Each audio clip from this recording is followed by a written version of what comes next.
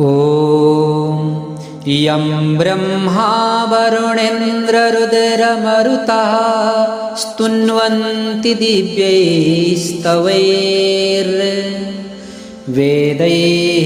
साङ्गपदक्रमोपनिषदैर्गायन्ति यं सामगाः ध्यानावस्थिततद्गतेन मनसा पश्यन्ति यं योगिनो यस्यान्तं न विदुः सुरासुरगणा देवाय तस्मै नमः।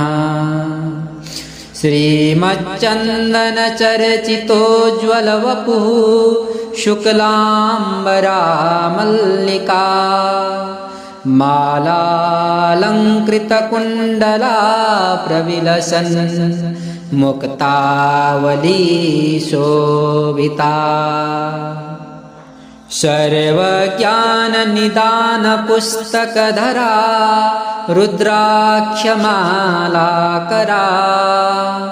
वाग्देवी वदनाम्बुजे वसतु मे त्रैलोक्यमाता चिरम्। मूकं करोति वाचालं पङ्गुं लङ्घयते गिरिं यत्कृपातमहं वन्दे परमानन्दमाधवम्।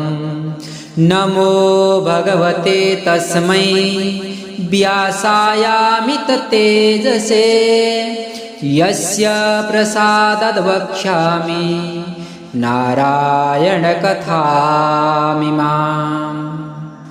नारायणं नमस्कृत्य नरं चैव नरोत्तमं देवीं सरस्वतीं व्यासं ततो जयमुदीरयेत्।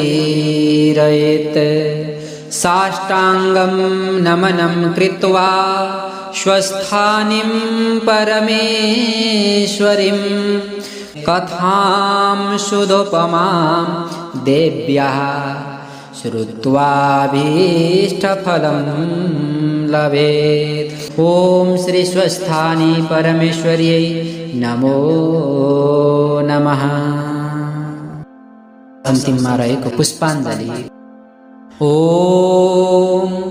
उपनयतु मङ्गलं वः सकलजगन्मङ्गलम्।